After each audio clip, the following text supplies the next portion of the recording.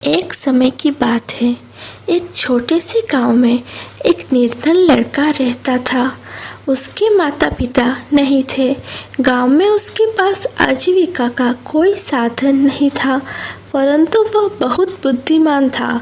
अपने पिता से उसने काम की कई बातें सीखी थी। एक दिन उसके दिमाग में एक अद्भुत विचार आया। उसने शहर जाने की ठान ली।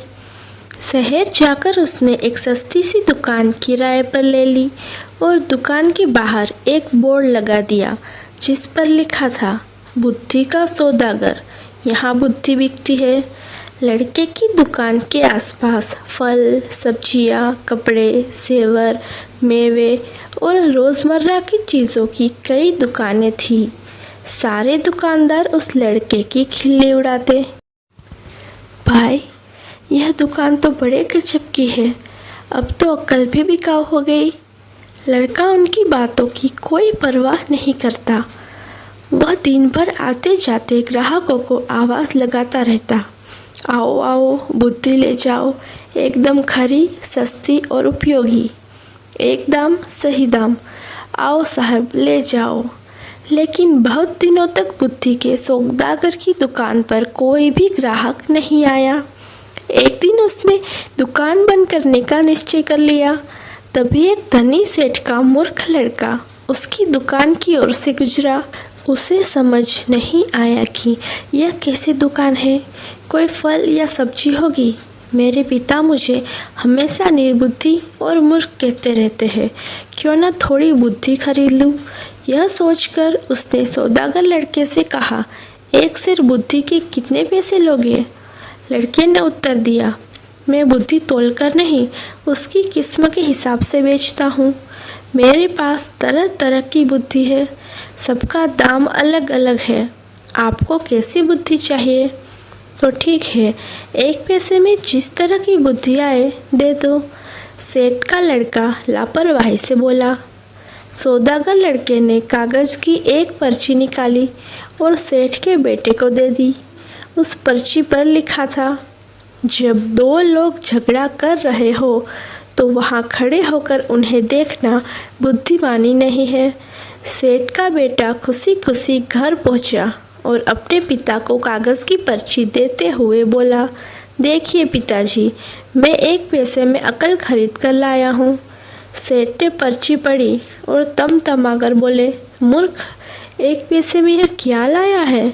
यह बात तो सभी जानते हैं, तुमने मेरा एक पैसा डुबो दिया। सेठ तुरंत सौदागर की दुकान पर पहुंचा और उसने लड़के को बुरा भला कहते हुए बोला, लोगों को ठगते हुए तुम्हें शर्म नहीं आती?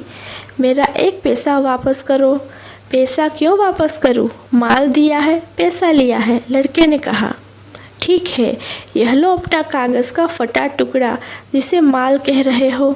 नहीं चाहिए हमें तुम्हारा माल, यह लो, कहते हुए सेठ उसकी पर्ची वापस करने लगा। पर्ची नहीं, मेरी सीख वापस करो। अगर पैसा वापस चाहिए तो आपको एक कागज़ पर लिखकर देना होगा कि आपका बेटा कभी भी मेरी सीख का प्रयोग नहीं करेगा। बात बन गई, दोनों पक्ष मान गए। सेठ ने कागज़ पर हस्ताक्षर कर दिए और अपना पैसा वापस लेकर प्रसन्न हो गया। समय बीतता गया। उस प्रदेश के राजा की दो रानियां थीं। एक दिन दोनों रानियों की दासियां बाजार गई। वहां उनका झगड़ा हो गया। बात हाथापाई तक पहुंच गई। लोग चुपचाप खड़े देख रहे थे। उन्हीं में सेठ का बेटा भी था। झगड़ा बढ़ता देख सारे लोग एक एक कर वहां से चले गए, मगर सेठ का लड़का करारनामे के अनुसार वहां से जा नहीं सकता था। वह अकेला ही खड़ा रह गया। बस फिर क्या था, दोनों दासियों ने उसे अपना गवाह बना लिया। झगड़े की बात राजा रानियों तक पहुंची। सेठ और उसका लड़का राज दरबार में लाए गए। दोनों रानियों ने लड़के से कहा कि वह उनके पक्ष में गवाही दे। सेठ और उसके बेटे के तो होश उड़ गए। वे सहायता के लिए बुद्धि के सौदागर के पास पहुँचे। बोले, हमें किसी तरह बचा लीजिए। मैं 500 रुपये लूँगा, लड़के ने कहा। ठीक है, ये लो 500 रुपये। सेठ ने तुरंत 500 रुपये निकालकर सौदागर को दे दिए। देखो, जब गवाही देने के लिए बुलाए जाए तो पागल की तरह व्यवहार करना, बुद्धि की सौदागर ने उपाय बताया। सेठ के बेटे ने वैसा ही किया। राजा ने उसे पागल समझकर महल से बाहर निकाल दिया। उसी तरह की 1-2 घटनाएं और हो गई। बुद्धि की सौदागर की चर्चा राजा के कानों में भी पड़ी। राजा ने उसे बुलवाया और पूछा, सुना है तुम बुद्धि बेचते हो, क्या तुम्हारे पास बेचने के लिए और बुद्धि है? जी हुजूर, आपके काम की तो बहुत है, लेकिन 1 लाख रुपये। सौदागर लड़के ने कुछ हिचकते हुए कहा। तुम्हें 1 लाख रुपये ही दिए जाएंगे, तुम पहले बुद्धि तो दो, राजा बोले। सौदागर ने एक पर्ची राजा को दे दी। राजा ने पर्ची खोलकर पढ़ी।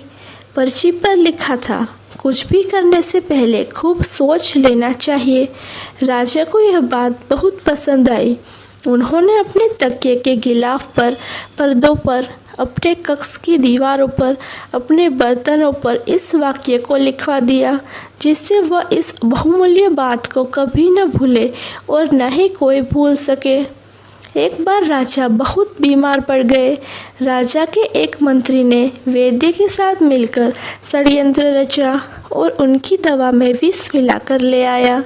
राजा ने दवा का प्याला अभी मुंह के पास रखा ही था कि उस पर खुदे शब्दों पर उनकी नज़र पड़ी। कुछ भी करने से पहले खूब सोच लेना चाहिए। राजा ने प्याला नीचे रखा और दवा को देखकर सोच में डूब गए कि यह दवा पीनी चाहिए या नहीं। वैद्य और मंत्री को लगा कि उनका भांडा फूट गया है। वे दोनों डर गए और राजा से क्षमा मांगने लगे। महाराज, हमें क्षमा कर दीजिए, हमसे बहुत बड़ी भूल हो गई। राजा ने तुरंत सिपाहियों को बुलवाकर दोनों को कारागार में डलवा दिया। बुद्धि के सौदागर को बुलवाकर इनाम में खूब सारा धन दिया और उसे अपना मंत्री बना लिया।